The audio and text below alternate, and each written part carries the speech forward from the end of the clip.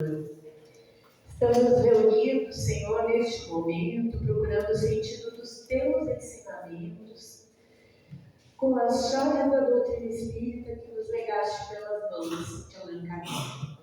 Aqui apelamos atenção e pensamento, trazendo por credenciais apenas as necessidades do coração. Reunidos para ouvir-te as lições claras e simples, nós te pedimos entendimento. E lembrando-te a presença no monte, em frente à multidão, sedenta de consolo e esperança, nós te suplicamos ainda inspiração e bênção, para que possamos compreender e aproveitar o teu exemplo de luz. Que assim seja. Possamos também amparar o Júlio com as nossas boas vibrações, a nossa concentração, que vai nos trazer a palestra hoje, os ensinamentos evangélicos.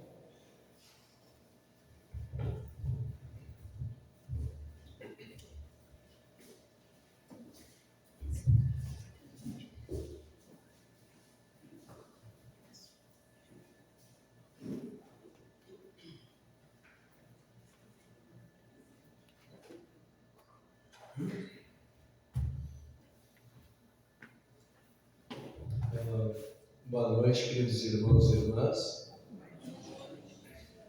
Que a paz do nosso querido Mestre Jesus esteja em nossos corações. Há pouco chegou uma família aqui com crianças. Fiquem à vontade, se eles quiserem participar da escolinha e evangelização, tem o mesmo horário. Se elas quiserem, ou se quiserem ficar aqui assistindo a palestra, tudo bem, ok? Sejam todos então muito bem-vindos, é uma alegria estar aqui, compartilhar com vocês as nossas pequenas reflexões a respeito da doutrina espírita. E hoje, eu sempre falo aqui para quem não me conhece, eu sempre digo que um tema nos mobiliza para trabalhar durante a palestra. Então, são temas que nos tocam e talvez seja um elemento a mais que nos entusiasma assim, com o trabalho. A necessidade que nós sentimos em determinado momento faz com que os nossos olhos percorram determinados termos. E às vezes já é por uma companhia espiritual que chega, talvez esteja nos envolvendo no momento, e a gente começa a procurar um assunto que não é todo dia que a gente vai procurar. E eu confesso a vocês que nas férias da minha esposa, eu digo que eu estou de férias também, porque eu tenho que acompanhar um pouquinho o ritmo dela, ela adquiriu 2 livros para nós viajarmos. Então, quando tinha um momento, a gente pegava o livro escolhido por ela, e era a nossa leitura ali, entre um passeio e outro. E ela pegou livros da autora Ana Cláudia Quintana Arantes, que é uma psiquiatra. E ela é especialista em medicina paliativa. Então, ela, desde estudante de medicina, incomodava muito ela o aspecto do professor passando no corredor do hospital, olhava para determinado quarto e ele dizia assim: bom, esse aí não tem mais chance, não vai sobreviver, vamos passar, vamos para outro. E aquilo incomodava profundamente ela, eram aqueles pacientes que ela queria escutar, queria acompanhar. E isso fez que, em determinado momento da vida dela, ela trancasse a mão no curso dela de medicina. E tempos depois, em função das situações da vida, ela retoma os seus trabalhos. Hoje é referência no Brasil de medicina paliativa. Muitos hospitais adotam esse método, é um método que já vem de outros países. É quando aquele paciente não tem mais nenhuma forma de se obter a cura. E ela conta casos ao longo da vida dela no contato com essas pessoas.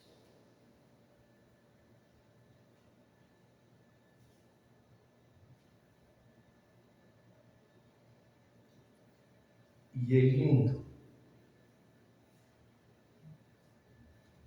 o que ela aprendeu e vem aprendendo com essas pessoas. Verdadeiras lições de vida, mesmo eles sabendo que o prazo deles de vida encarnados é bem curto. E isso faz com que a gente reflita muito a respeito de como estamos levando a nossa vida. Então, os livros dela não falam de morte, mas falam de vida como deve ser vivida. E é muito bonito, porque dentro da experiência, da prática dela, nós encontramos uma sintonia total com os ensinamentos do nosso querido Mestre Jesus. Porque Jesus não veio nos salvar de uma doença física, até muitas curas ele fez. Mas ele veio nos mostrar o caminho para que nós encontrássemos a felicidade por ele prometida, que alguns chamam de salvação. Ele está falando aqui de um tratamento na dimensão espiritual. Então, são aprendizados que nós vamos obtendo através das lições do Cristo, da prática, daquilo que ele nos convida a fazer. A gente vai adquirindo um aprendizado que vai nos melhorando como espíritos. E esse aprendizado nos é válido para toda a eternidade. Não só durante a atual encarnação, mas também quando retornarmos para a espiritualidade. Pois lá é a nossa residência e aqui é a nossa escola. Então, a gente, lendo os casos da doutora Ana Cláudia, a gente vê muito do que o Evangelho nos convida a fazer. E hoje está aqui uma irmã muito querida, a Duda, que há muitos anos atrás me mandou um videozinho dessa psiquiatra. E eu guardo esse videozinho com muito carinho. Volta e meia eu vou lá no YouTube e resgato ele, para escutar de novo. E ela vai dizer coisas que a gente vem falando, e estudando e lendo no Evangelho e na Obra Espírita. Então esse vídeo curto, que essa irmã querida me passou há muitos anos, é um vídeo onde a doutora está falando assim: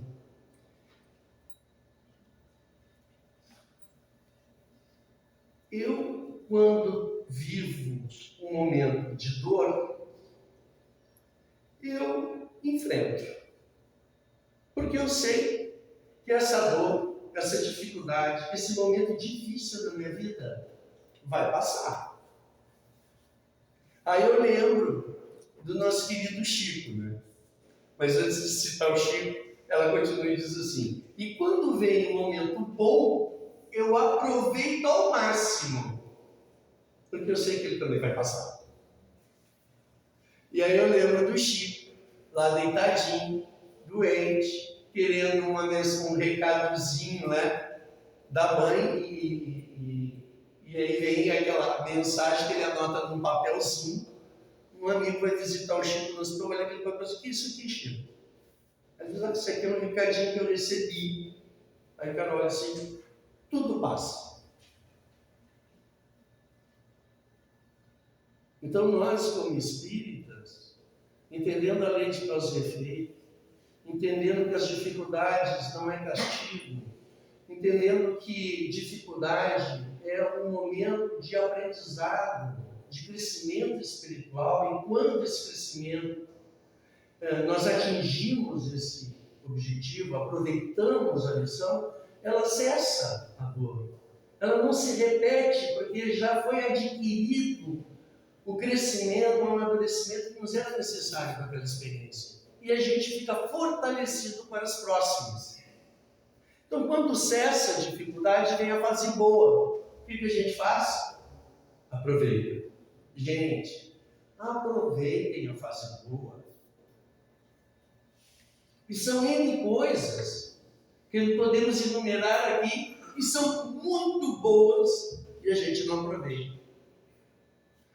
Brincar mais com os filhos, visitar mais os pais, reunir mais a família, visitar um amigo. São coisas boas que todos nós aqui podemos fazer, mas a gente sempre deixa para depois. E depois, quando chega o momento da perda, entre aspas, dos nossos entes queridos, nós sofremos, não pura e simplesmente porque é o fim, porque nós sabemos que não é o fim, mas pela falta que eles fazem nas nossas vidas, e a gente não aproveita bastante. E isso a doutora Ana Cláudia vai nos trazendo através das inúmeras experiências. Uma delas, que me tocou muito, é o caso da senhora Jota, que eu vou chamar de Joana. Uma senhora de 80 e poucos anos, que tem um problema no pulmão, do qual não tem como reverter.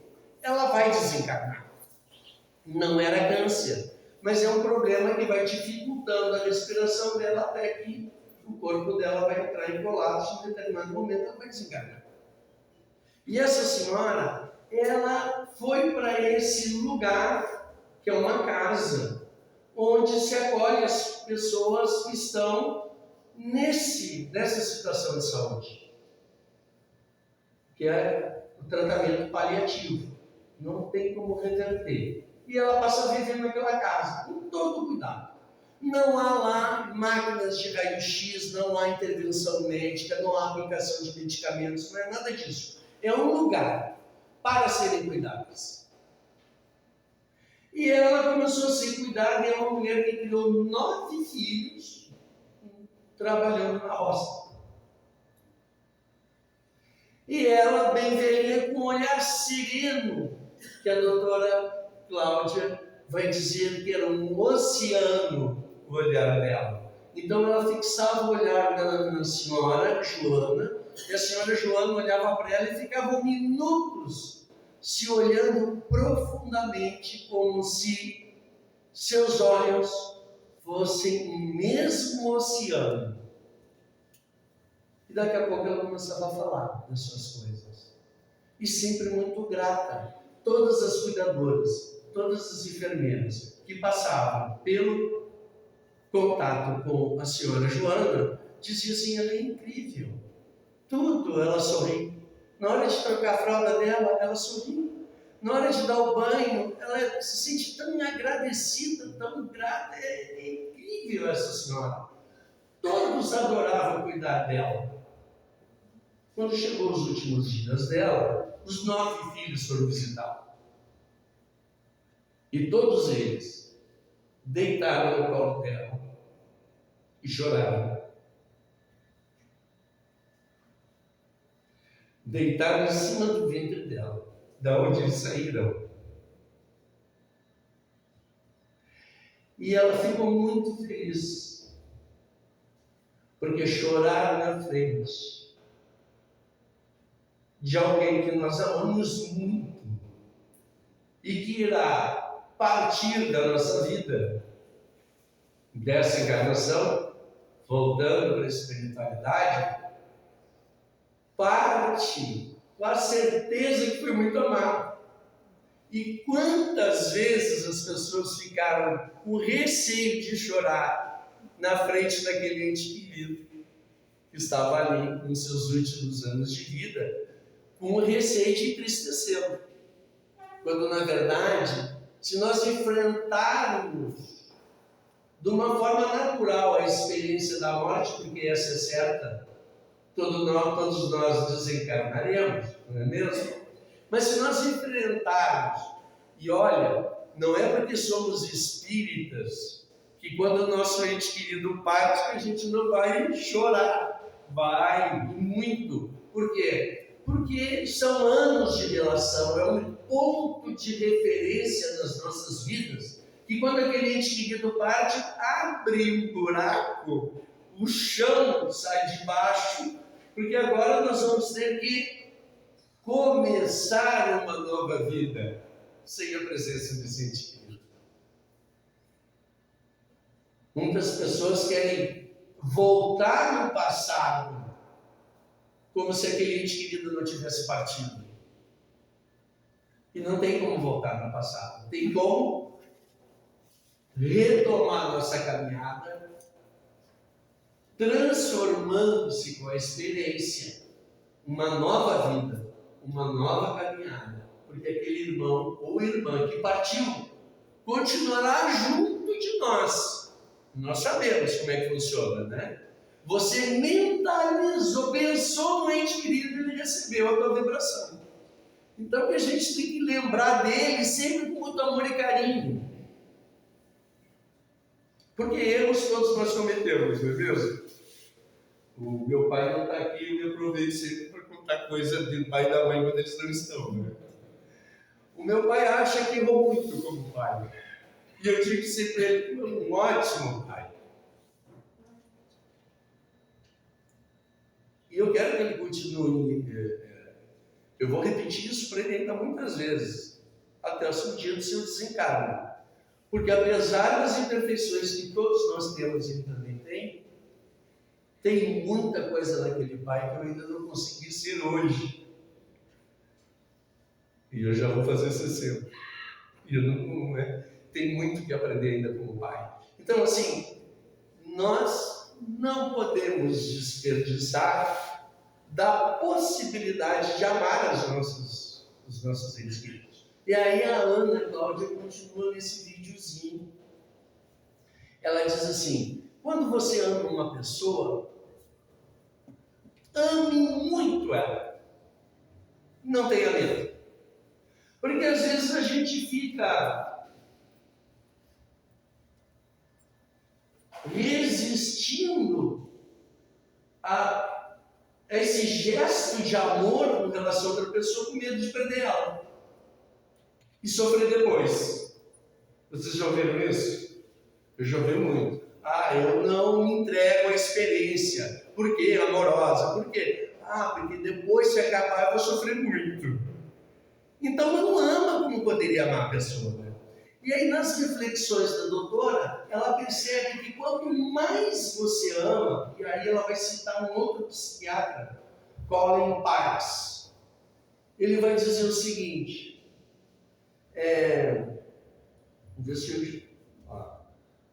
o luto é o preço do amor. O que ele quer dizer com isso? Quando você ama muito esta pessoa e não economiza no seu gesto, na sua presença, na sua dedicação, não economiza em amar e mostrar o seu amor por ela. Quando essa pessoa partir, sair da nossa vida, é este amor que eu cultivei na relação com ela que vai me curar mais rápido. Então, o luto é o preço do amor. Então, o amor, quanto mais nós o vivenciamos, mais rápido nós nos curamos das nossas dores. E aqui está o Evangelho do nosso Mestre Jesus, né? Na sua essência, Jesus nos ensina a amarmos e nos convida a exercitarmos esse amor cada vez mais. Por quê? Porque é o caminho para a nossa felicidade. Quanto mais nós nos dedicarmos em amor às pessoas que nos rodeiam, ou nas situações que surgem ao longo do nosso caminho, que surge a possibilidade então de eu demonstrar o meu amor, este amor é que nos prepara para a superação de todos os embates da vida. Inclusive, todo evangelho é uma poesia, né? É lindo. Mas tem a caridade segundo São Paulo. Está lá no Evangelho Espírita, que algumas traduções eles colocaram o amor segundo São Paulo. Né? A caridade segundo São Paulo. O que é a caridade? É a prática do amor.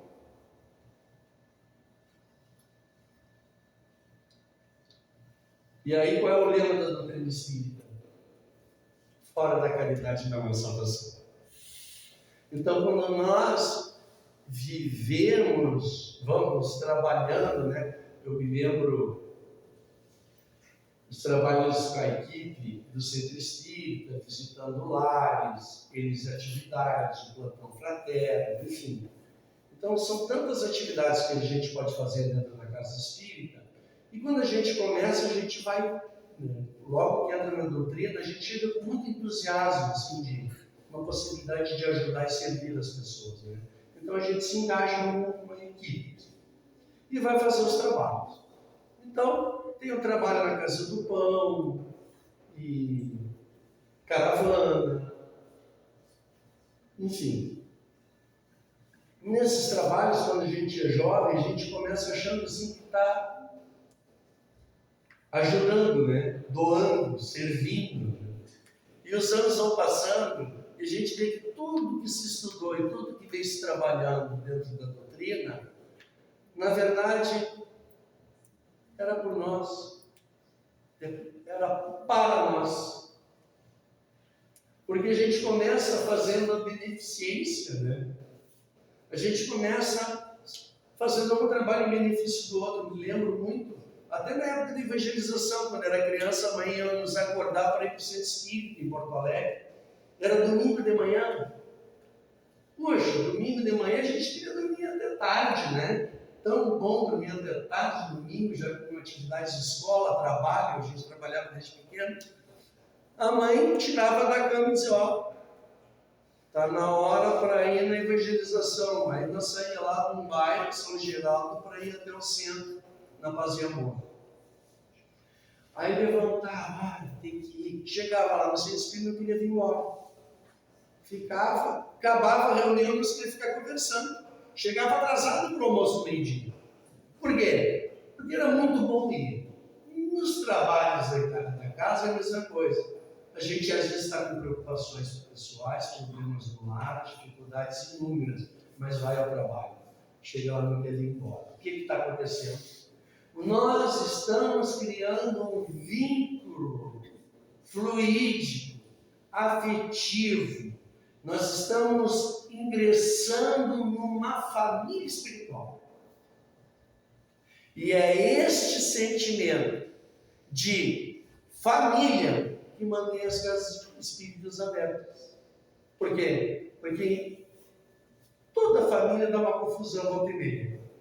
Mas como ela se ama, ela continua. Tá? Então a gente vai não só movido pelo desejo de ajudar, mas também pelo desejo de reencontrar com a família. E aí a casa fica aberta.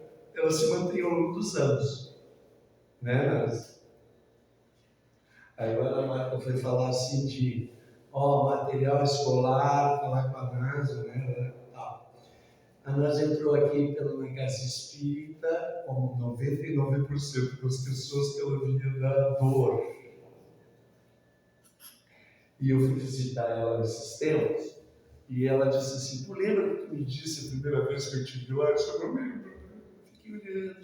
Tu me disse assim, tem a coisa que vai suavizar esse sofrimento, perda de gente querida, né, Nancy? Adota alguém, acolhe alguém, ajuda alguém, porque essa alegria que tu vai levar para essas pessoas vai fazer um bem tremendo, que teu filho vai ficar muito feliz. E foi, Júlio. Está até hoje fazendo isso, né? 33 anos 33 anos atrás. E aí a gente olha para a retrospectiva e diz assim, 33 anos de muita alegria por estar fazendo o quê? Levando esperança para quem não tinha, amor para quem não tinha, né? Dando atenção, carinho, todo o envolvimento, né? De 33 anos numa família. Então, queridos irmãos e irmãs, eu cheguei aqui com uma página do Evangelho aberto, bem-aventurados os aflitos, porque serão consolados. Então, nós, para nos fortalecermos ao longo das experiências que ainda teremos que viver, benditas experiências, porque a gente veio para a escola para aprender, né? Então, que possamos amar-nos, dar todo amor e carinho, dizer para aquele ente querido que você ama ele, diga. O meu pai era militar lá de Bagé, né? Naquela tradição. E a gente foi, hoje é beijo nele, beijo nos filhos, né? E fica tão feliz quando um filho chega. Por que os velhinhos ficam felizes quando os filhos chegam? Porque se sentem amados. Tão simples e tão fundamental amar mais. Que possamos então, junto de uma nova felicidade que é o Evangelho, guia seguro para as nossas vidas, buscarmos aqui de coração aberto toda a orientação necessária para que a gente aproveite as nossas fases da vida. Está difícil? Vamos em frente, porque vai passar. E quando passar, a gente vai dizer, agora eu aprendi. Não tem aquelas que se repetem ao longo da nossa vida? Você sofreu uma experiência, parece que ela volta, porque eu não estou prestando atenção no que ela tem para me ensinar. Porque quando eu prestar, nós vamos aprender e vamos passar adiante. E quando chega essa fase boa, não tenham medo de serem felizes. Aproveitem. Sempre com a orientação segura do nosso Mestre Jesus. Porque com Jesus é aproveitar bem qualquer experiência. Que Jesus então nos abençoe e tenhamos um ótimo final de semana.